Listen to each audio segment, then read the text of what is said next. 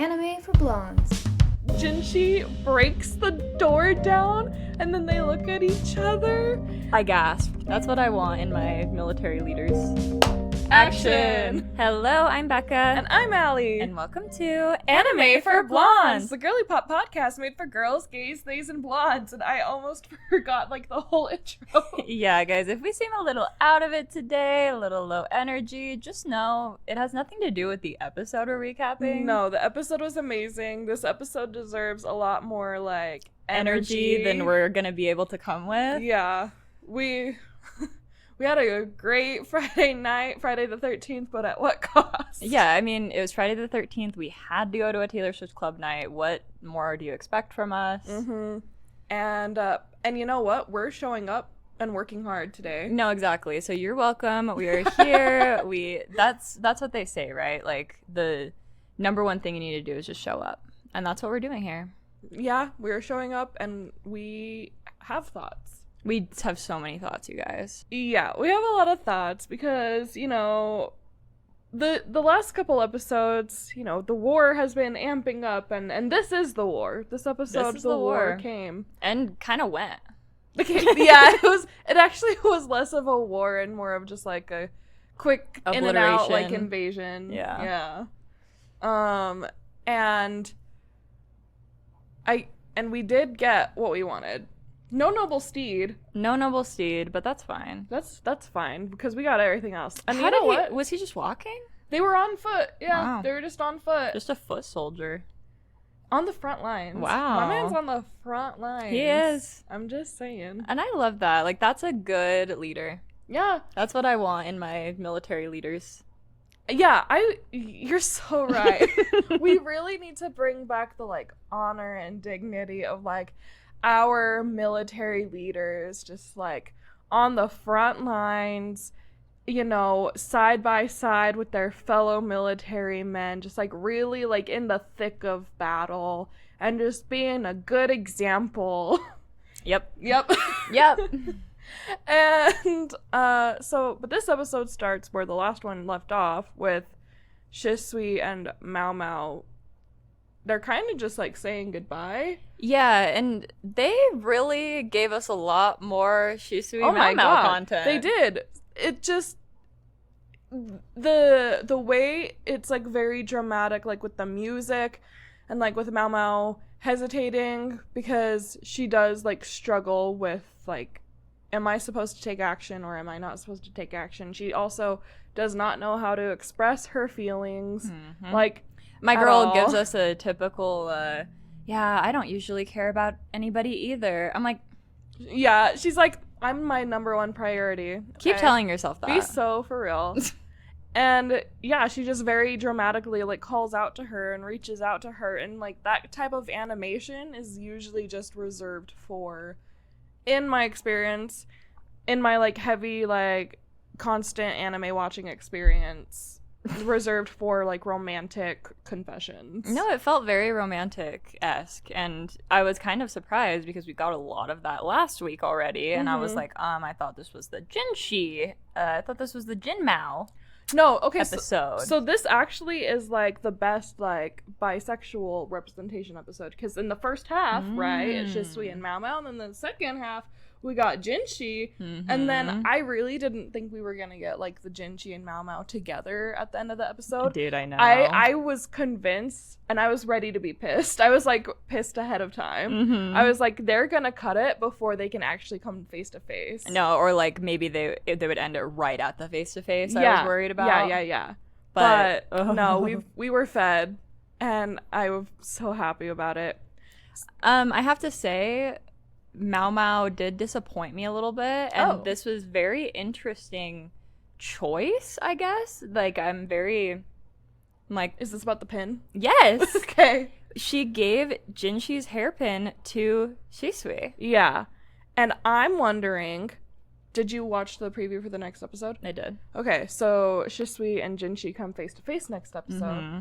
I'm wondering if that's supposed to be a signal to Jinshi to try and be hey, don't kill her. Interesting. Or something. See, I felt it was, that probably is the more upfront logical reason, but I felt like there was some symbolism there with Maomao's feelings. There is, because more bisexual representation. Yes, because what do we know about giving the pins? It's that you're kind of claiming someone when you give them a pin, like during the garden party, basically. Well, and she knows that pin was important to Jinshi, and he made it very like clear. Wear the pin, hold on to this pin, don't lose it. And she has thought about it before, and ShiSui has asked for it before. She's and like, she said, I no. asked for this, would you give it to me? And she's like, yeah, she said no. And then she gave it to her. But I do think it's important that she did not put it in her hair. She put it in her shirt. Yes. So. True. Yeah.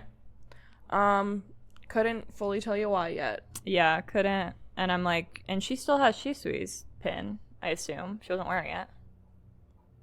Yeah, she was using it to cook just before. Yeah, I'm like, did she leave it in there? Like, no. Is it getting cleaned? What's the... Did she put that back in her hair?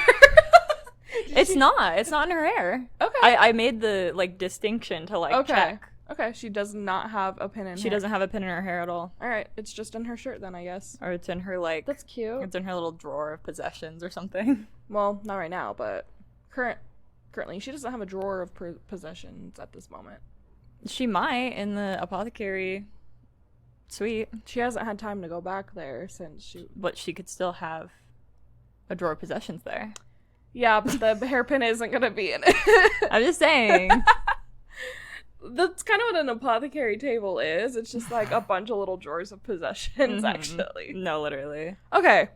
And then I think big moment from that is ShiSui asks Maomao to take care of the children and to like see to them. She doesn't say that, but like basically, she says, "I'll leave the rest to you."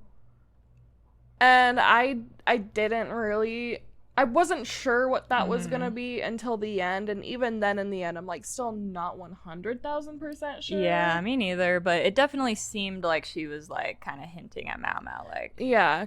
Because she brought her to this room specifically. And Maomao was even like, I should get out of here. But then she's like, no, ShiSui wanted me to stay here. She's like, I gotta do something. So. She had a great view, though, from that room. She really had did. a great view. And then, yeah, we cut to Jinshi. Hold on. I feel like we're forgetting a little bit of a conversation. Between Maomao and ShiSui? Yeah, just, like, important to...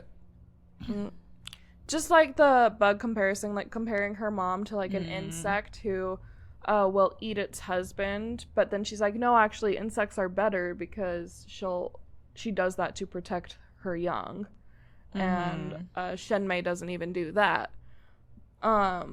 Yeah, it's definitely like hearkening back to that fire story. Yes, when campfire story. The campfire story, and also when ShiSui says, like, only the young, like, only the insects, like, children will survive through the winter. So, crazy that we actually might have gotten a Becca, like, a theory that, like, I didn't even, You didn't even consider? I See, that's interesting because I'm like... it. That's the thing is I just kind of was like, there's no way they actually kill these kids, and they've made the resurrection potion such a thing that there has to be. I would love... See, and I want that, but I was also thinking that might just be, like, too much hope core. That might just be, like, too much, like, of a happy thing. I just am like, this isn't giving, like, full-on Attack on Titan. Like, level that's gruesome. True. Yeah. We did get some kind of gruesome stuff in this episode. It's definitely going that darker route, but I just don't know if it's going to go dark enough to, like, kill children yet. Okay. You know what I mean? Yeah. I don't know. And that was we'll see. And that was your point last time, and I was just like, I don't know, sounds like cope to me, but I don't... The evidence is pointing to actually you are correct, and the show's not going to kill children. Yeah, we'll see. We'll see where they go from there. I know we did want to discuss some pop culture. Oh my god, guys! In relation to this show. Okay, so a big part of this show has been, or this season has been, you know, the ShiSui family being colorblind because that's like a trait that the original Mother Empress had. And how it's like a sign of being like the true line of succession. And ShiSui is colorblind. And so is her dad. And so is her dad. But like as we learned previously, it's like if an emperor can't get through, he has to find a colorblind concubine to help lead him through the path. And apparently we are not the only ones to have this thought that like there's actually not that many colorblind people out here in the world. Well, not even colorblind people, specifically colorblind women, because it's actually way more common in men. It is. Like that has, so we thought, that has been like that is actually true. Okay. Like I'm pretty sure like studies have shown it is more common in men. So I did find that kind of an unrealistic somewhat. I was like, they're exaggerating this a little bit. How many women would have this colorblindness?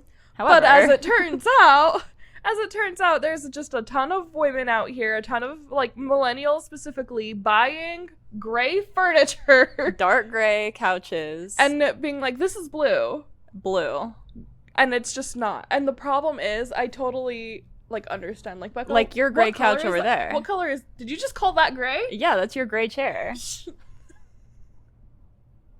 She's questioning her life, you guys. That's a literally. No, that's blue. I'm messing with you. Becca was about to. I'm like, and you're like, and my olive green couch. No, this is tan. This is for sure like this is a like cream beige. Couch. And I have a blue chair. That's what she thought she had. Oh, yeah, exactly. And no, she shows us like the grayest of gray couches. Yeah. The comments being like, I was not prepared for how gray it No, was. Literally. I was expecting more of a like blue toned gray. It's not even blue It's not even blue toned. It is like it's the most gray. true dark gray you have ever seen in your life, you guys. You have to go check this out on TikTok. And I watched all of this girl's videos. She's just crashing out over and over again. And I love her. She reacted like the exact way you're supposed to react when you have a video go that viral and like you're in the wrong. I guess it's like it's easy because she's not in the wrong about something that serious. No. But she is like, oh no, you guys. Like I have fear. I fear him. Like she's totally going along with the bit. Wayfair was like, we want to send you a blue couch. That's so and funny. So she's like, here's the couches I'm interested in, guys. Like vote on which one you want me to get. And so, I don't know, she just handled it really well, and it was really entertaining. And I also love that it made everyone else start to question what color their furniture is. So now there's, like, several other women being like, what color is my furniture? Yeah. And as it turns out, there's just a bunch of colorblind women buying furniture that is, like, gray and tan and thinking that they're super colorful. And I have just been thoroughly entertained by that. So it's never too late, you guys, to do a colorblind test. Yeah. I kind of want to do one. I think this whole experience has actually just like proven to me that I'm not colorblind. No, I agree. I've never had a colorblind issue. Same. Like I feel like a lot of people will have slight things like that where it's like maybe they're not super colorblind, but they have like, oh, is this tan or is this like olive? Like the olive and tan can kind of be mistaken sometimes for people. And maybe I'm just stupid and I don't know what color olive is supposed to be because I'm picturing green. Well, if you go more on like if you take olive and you're more on the brown section of it. Sure, okay. And then because every color has its different shades. Obviously. Yeah. And then you have a tan that's like I can understand how some colors can be like up for discussion for people. Okay. But I've never had an issue where I've been like, what color is this? Me neither. But many guys that I know have. Oh yeah. Like almost every man I know. Yeah, exactly. And I don't know if it's just ignorance a lot of the time, like that's the thing. In not knowing like the intricacies of color, or if it is actual colorblindness. Also, the one thing that I will say I've had an issue with is, you know, when there will be like the strips of color and it's like different shades of like pink or something. Yes. And then there's like one really thin, like slightly different one at the end. I will miss that one until it's pointed out. Once it's pointed out, I can see it. But if I'm just looking on my own, I won't see it. Okay. So you're gonna have to show me this. Yeah, I'll give an example. I'll try to put it on screen. Yeah, so as it turns out, it's actually not unrealistic at all for It's there a to be that super many. realistic plot point. So Yeah. sorry we would ever question you. Thank God. Author of Apothecary Diaries. Sorry that I would ever have fallen for the propaganda that she doesn't actually like Jinshi. Because I've never fallen for that. I mean, I did. I was like, oh, you were gonna kill him because you don't like his character because he's hard to write?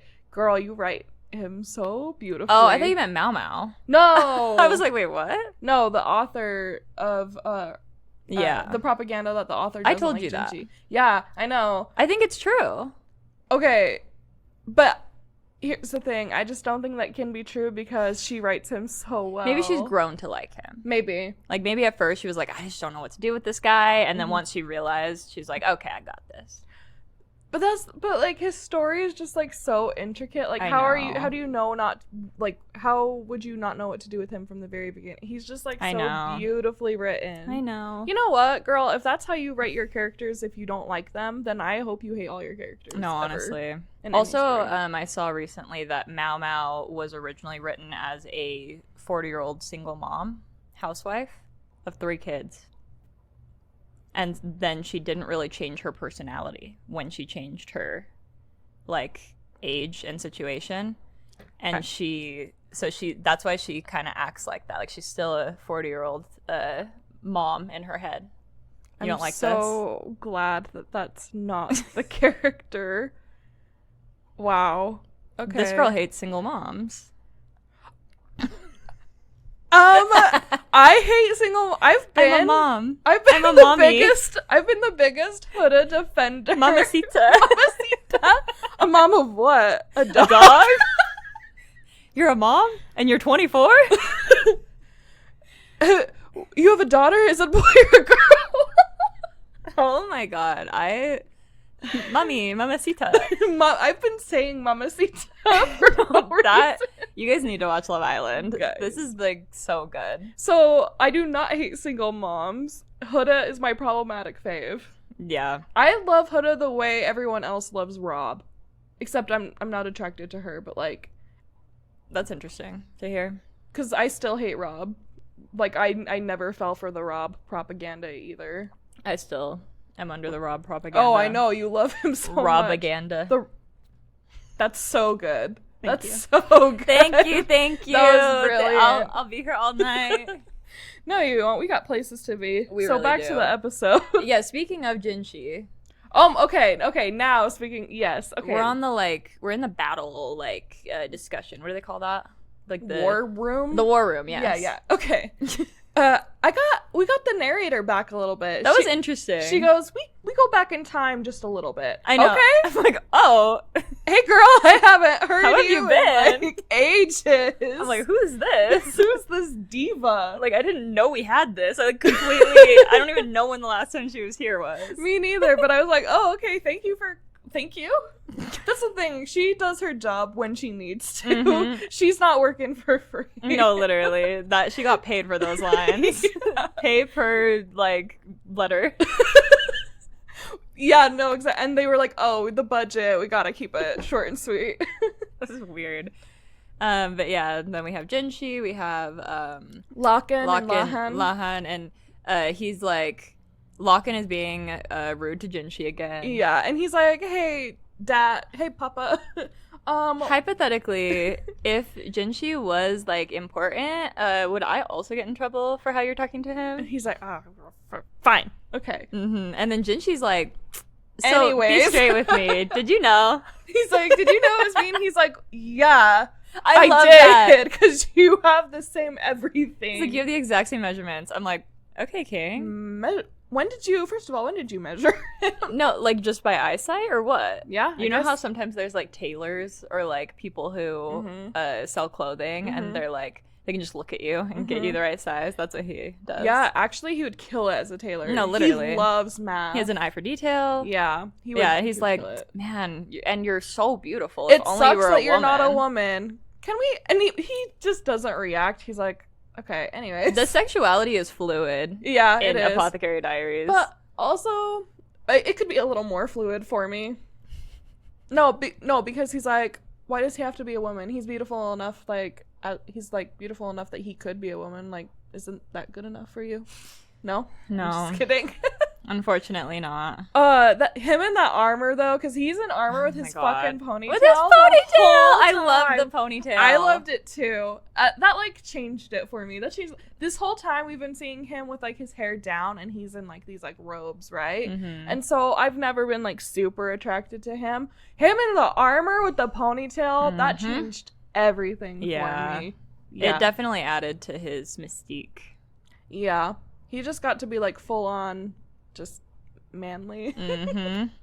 And then so we kind of have that whole thing, and then we have they're like, hey, how do we they've got gunpowder, as we know, so how are we gonna do this without all of us dying, because they've got cannons and we're just on our feet. And then Lahan's like, we could blow up, or no, Lakan is like, we could blow up the gunpowder, like, from behind before we go in. And Gaoshun is like, that's kind of a bad look. That's, like, bad for publicity. That's not very, like, that's really bad PR.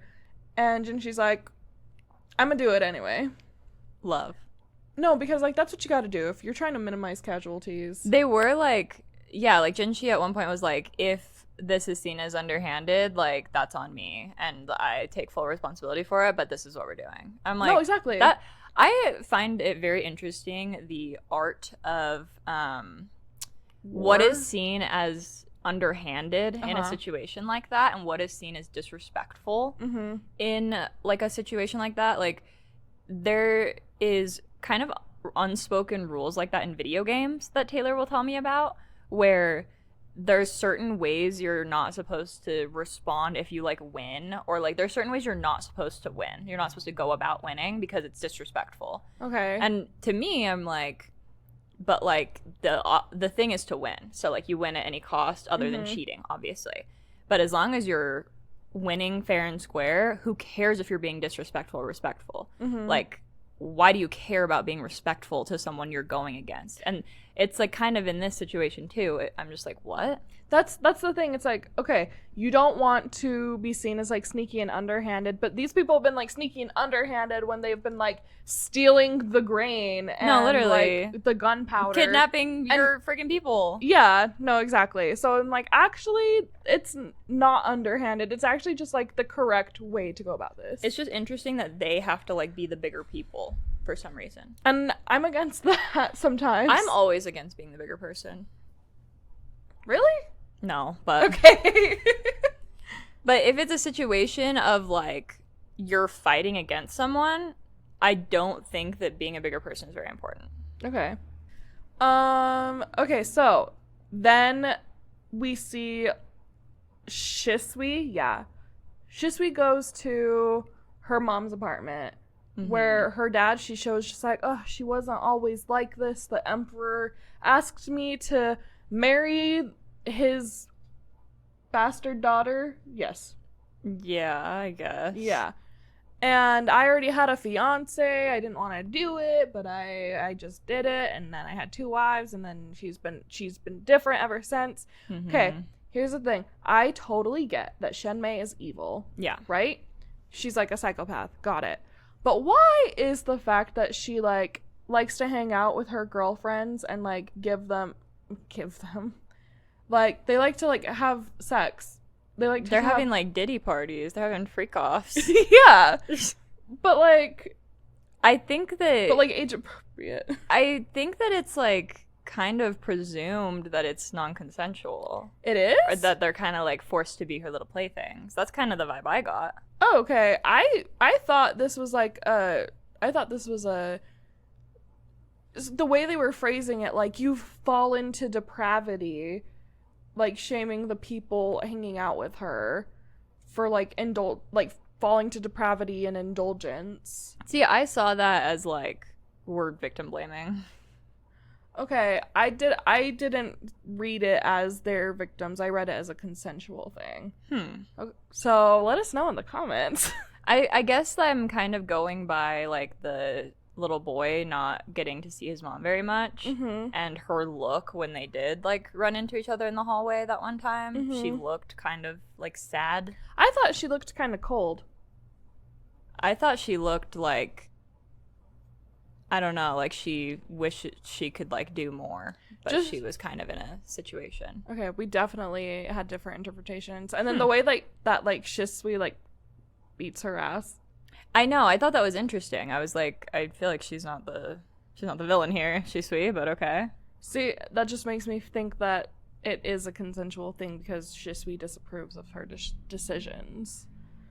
But yeah, I mean maybe, but I guess I'm just under the impression that like, why would ShiSui like know like the intricacies of that, you know? Because she was raised by it. But like, I feel like if you were raised with that, you wouldn't understand the level of like your mom forcing these people to do that. You would just be like, I hate that these people do this with my mom. Okay. You know what I mean? So if that's the situation where it's not consensual, okay, cool. I get why this is, I understand how this is added to her villainy. Yeah. It was wild that she was just chilling and they're like just going at it. Yeah. In the bed. Yeah. I was like, okay. Yeah, she's a cuck? Like, I'm confused. Yeah, kind of. Like, that's how it's part of her revenge is to do that, like, right next to her husband. Very interesting. So, yeah, I was just like, if this is, like, a consensual thing, like, fall into depravity, I'm like, I don't like this, like, slut-shaming that's happening here. Yeah. I guess if she, like, yeah, I guess it could be seen as slut-shaming if it is all by choice. But then there also is the element of, like, if that's all she's doing all the time and she's just, like, leaning into that, like, life of luxury and depravity and, like, not actually, like, doing her duties as the leader, then that's also an issue. So. Right. When did she... I guess she did have, like, the time to gather this, like, army and start building these guns. And also, where are the white ladies? Not sure. They left them in the... Oh, in the other town. In the village. And they didn't come with her? I guess not, because we haven't seen them. That's true. That makes sense. Also, Suirei is in the closet. Oh, yeah. Symbolism? Tied up. I'm just kidding. I'm not. Am I kidding? I don't think so. She was... It's a punishment. It's like a form of abuse that, like, ShiSui has seen. Like, she knows that this is how she punishes her. And that's something that ShiSho is like, is this just, like, so common that she just knew her sister was locked in the closet? And he's realizing, he's like, wow, I'm a bad father. I'm like, yeah. Good job. Ooh. Like, you really... He discovered empathy. No, literally. Discovering empathy as an adult. Like, when an adult man is like, wow, I've been a bad father. I haven't done very good things. Literally. Like, this is his midlife crisis. We do get the flashback of the original emperor, the late emperor, asking him to marry his daughter, and then being like, and you get one, like, favor, anything you want. And then, Has he locked that in yet? It sounded like it was going to be, because he was like, I had my fiance in the rear palace. And so it sounded like he was just going to ask for her to also be, like, released back to him. But they didn't really go into that, so. Yeah. I guess we'll find out. Not sure what the deal... I'm not sure if that was, like, they're keeping that a secret on purpose, or if we were supposed to assume.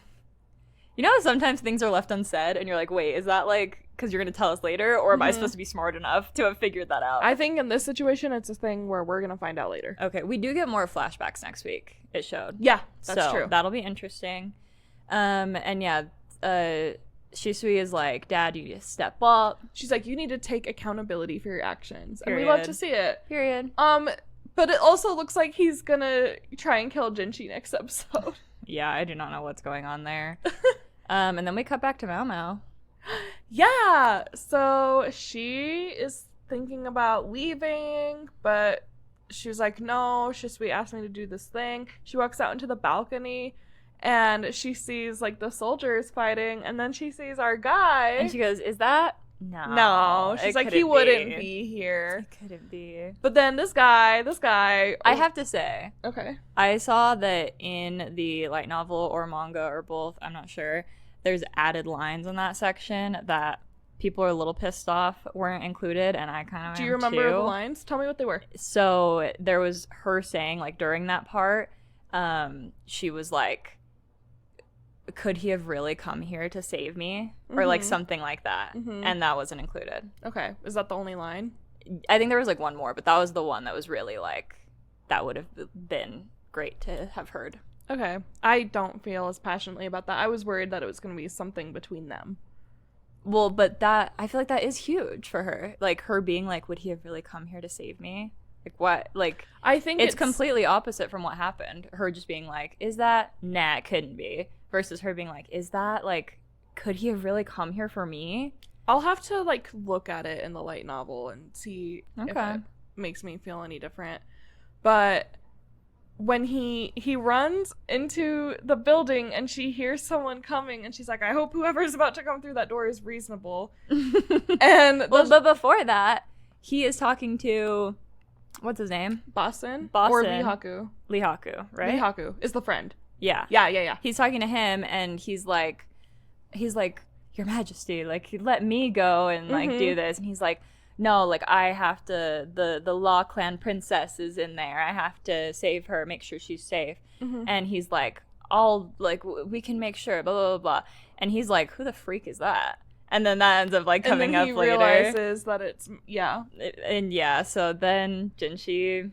Oh, also, Boston and Lihaku getting their kills in. Yep. And we also had a new hot guy. Oh my god, who is this diva? I think he's gonna be important from what I've seen. I think so too. He is? Okay. Because people were in the Reddit thread like, oh my god, it's finally Blank. And so I'm like, okay, cool, he's gonna be a thing. I was like, who is this guy? Because like he has a line and I've never seen him before, but he's so pretty. I know. His like brown hair. Yeah. Dark brown hair. I was like, yeah. So I was like, who's this guy? I know. I literally wrote down in my notes, who is this diva? No, literally. So we'll keep an eye out on him. But yeah. And then Jinshi breaks the door down and then they look at each other. I gasped. I had to contain myself, but I was feeling some type of way. And she walks up to him and she goes, I'm sorry to ask you this, but will you protect me, Master Jinshi? Bro. And it's literally, this is like the who did this to you trope. Literally. Who did this to you? He's like, are you hurt? And I'm like, he's like, you have blood on you. She's like, it's not mine. He's like, that's still not okay. She's like, it's snake blood. He's like, what? Okay. And she's like, wow, I missed this. She literally says, I missed this. Yeah. Oh my god. And they're just having that moment, and she's accepting. She's like, he is. Like, he's about to touch her cheek when motherfucking Lihaku comes in. Lihaku comes in, and he is like, Crown Prince, blah, blah, blah. Yeah. And then we get Jinshi saying, I'm not the Crown Prince anymore. Lady Gyogyo had a boy. I gasped. I was so, like, this whole little part, I was just... So they can't be together because he's not the Crown Prince anymore. He's just like a regular, like, royal. Except that unfortunately he is still the Crown Prince. No, he's not. I mean, from what they know. Oh, okay. On the record, not you just always forgetting. Okay, but on the record, he's not. But I'm just saying, as long as like no one knows. I know. I just feel like it has to come up somehow, but I don't know. Yeah, actually, yeah, we still have to deal with that. I know, but it just is like, oh my god, this is gonna be so juicy. And then Jinshi is like, I gotta go. I'm like, ugh. He's like, okay, I've got a job to do. He's like, I got stuff to do. You take care of her. And he's like, hey, ma'am, you resemble a girl from like the Rear Palace. She's like, that's me. She's like, it's me, Maomao. He's like, are you dumb? He's like, you're Locken's daughter? And she's like, don't say that. Yeah, she's like, no. I could just call him the old man. I'm like, okay. And she's like, I've got these kids. They're dead. Can you bury them with their moms? And he's like, no. He literally says, like, that's not my job. No, literally. But then he still ends up taking them. Yeah, he still ends up taking them. He's like, I'll at least, like, just, like, bury them somewhere in the woods. And he does confirm, like, if they were alive, we would kill them anyway. So, yeah. I'm like, okay. which he does say, I don't like it. And I'm like, do we know that? We've got to know that. Why would he say it? I know. But yeah. I'm just in denial. So he takes them, wraps them all up in their little bundles. He blows a whistle that signals that he did a job, and he's like, hey, if I get in trouble for this, bail me out. And she's like, how am I supposed to do that? First of all, girl, you got pull with Crown Prince so many Jinshi. people, literally. So you've got pull with the actual emperor. And he jokes with her. He's like, I don't know, just call your old man Papa for once. And we don't see the face that she makes, but I'm just imagining that it's the same face that she made to Jinshi that one time. Mm-hmm, where the super evil face. Where he was like, I never want to see her make that face again. I saw people actually like inserting that exact face. As they should. Exactly. I'm like, I wish I had thought about that first. Mm-hmm. And then, so yeah, and that's when she's like, okay, I'll do what ShiSui asked me to do, and then that's it. Yeah, that's the episode. Honestly, I feel like the whole episode was the Jinshi walk-in. Like, oh my God. That scene, and just, that was just so good. We gotta take that clip and then put the have you not seen what is this? No. It's like when I saw my man for the first time, and I haven't seen this. Oh, wow. Yeah, what the heck? Okay. Yeah, don't worry. I'll make that. Okay. You need to show it to me. And then next week we have Jinshi facing Shisho and Lolin, and let's see. Oh yeah, Shenmei flashback and Suirei. Mm-hmm. Oh, I'm so sorry. Also earlier, Shisui is like, my sister has nothing to do with this plan, and it's like, and Mamo's clocking her. She's like, she's like, girl, this is not gonna help. It's too late. Also, she literally actually did like participate heavily in the trying to kill Jinshi in the first season. Literally, like actually, that was kind of like all her doing. Yeah, so... I was like, I respect it, ShiSui, but it's too late. Yeah, I appreciate the attempt, but I do fear. Yeah, it's a little too late, my girl. But it was still sweet though. Okay, and then we see freaking Shisho pull out a gun, and I'm assuming he's facing it at Jinshi. Yeah, or maybe at his wife. That'd be cool. I'm not supporting domestic violence, but We'd never. But yeah, that was a crazy episode. I cannot wait to see what we get with these last 2 episodes. I know. Just so that you guys know, there's not supposed to be a new episode this week. They're taking this week? Okay. Yeah, they're taking a week break. Apparently they're gonna come out with some like commentary from like the creators. Oh. So if that's interesting, we'll try to look into that. Maybe we'll talk about that in an episode. But we've got some other stuff we're working on, so don't worry. We should still have episodes out for you guys every Monday, and we'll have our bonus episode on the last Wednesday of June as well, which we're gonna film after this. I'm excited. Yeah, I'm excited. I'm gonna try not to be too biased. Or are we going full bias? I think a little bit of both. A little bit of both. Why not? So make sure you stay tuned and check that out on the last Wednesday of June. It might be, Pride Month inspired. Mm-hmm. It is. That's to confirm it is, actually. I don't want anyone to misinterpret. Yeah, sometimes people don't understand my sarcasm, guys. Apparently not. I feel like I do. And make sure you follow us on social media, Anime for Blondes Pod on TikTok and Instagram. And make sure you subscribe on either YouTube, Spotify, or Apple Podcasts. Leave a review, leave a comment.